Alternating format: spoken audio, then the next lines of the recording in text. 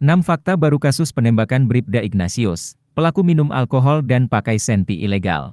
Kepolisian Negara Republik Indonesia, Polri, mengungkapkan sejumlah fakta baru dalam kasus penembakan yang menewaskan Bribda Ignatius Dwi Frisco Sirage, IDF. Diketahui, Bribda IDF tewas terkena tembakan oleh rekan sesama polisi di kawasan Rumah Susun, Rusun, Polri, Cikeas, Gunung Putri, Bogor, Jawa Barat, pada Minggu, 23 Juli 2023, pukul 1.40 WIB. Dalam kasus ini, polisi menangkap 2 tersangka, yakni Bribda IMS dan Bribka IG.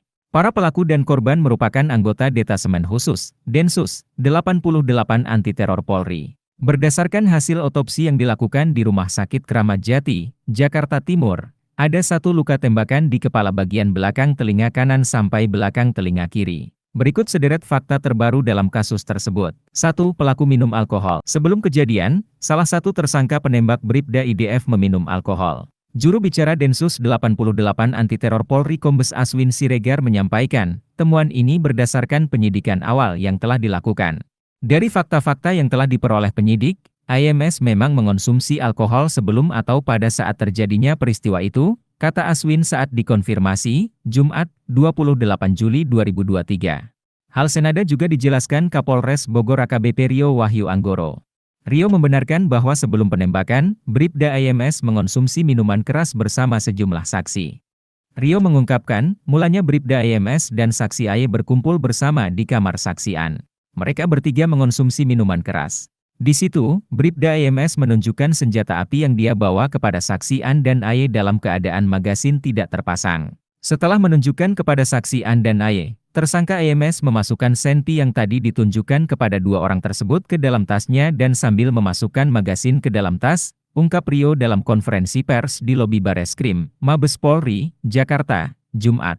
Dari hasil rekaman CCTV yang diperoleh penyidik, pada pukul 1:39 menit 9 detik, Bribda IDF masuk ke dalam kamar saksi An. Kemudian, Bribda IMS kembali mengeluarkan senpi tersebut dan menunjukkannya kepada Bribda IDF. Namun, senpi tersebut meletus sehingga mengenai Bribda IDF. Usai kejadian itu, korban IDF langsung dilarikan ke Rumah Sakit Kramat Jati.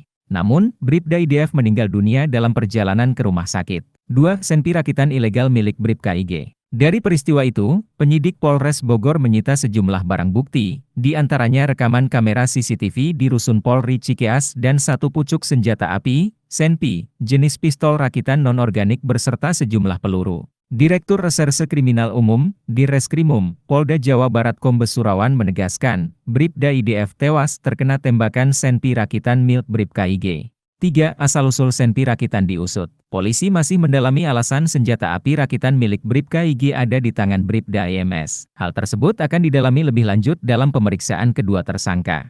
4. Terancam hukuman mati. Kasus penembakan Bribka IDF saat ini ditangani oleh Polres Bogor. Kedua tersangka kini terancam hukuman pidana mati atau seumur hidup. Tersangka Bribda IMS dijerat dengan pasal 338 KUHP dan atau pasal 359 KUHP dan atau Undang-Undang Darurat RI Nomor 12 Tahun 1951. 5. Pelaku segera disidang etik. Sementara itu, penanganan etik dalam perkara tersebut ditangani oleh Divisi Profesi dan Pengamanan, Propam, Polri.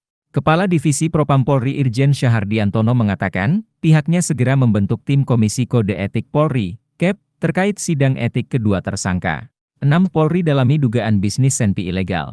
Saat ini, Polri belum menemukan adanya indikasi dugaan bisnis jual-beli senpi ilegal terkait kasus tewasnya Bribda IDF. Namun, polisi akan mendalami hal itu. Sebab, pihak keluarga korban menduga bahwa anaknya ditembak terkait masalah bisnis senpi ilegal.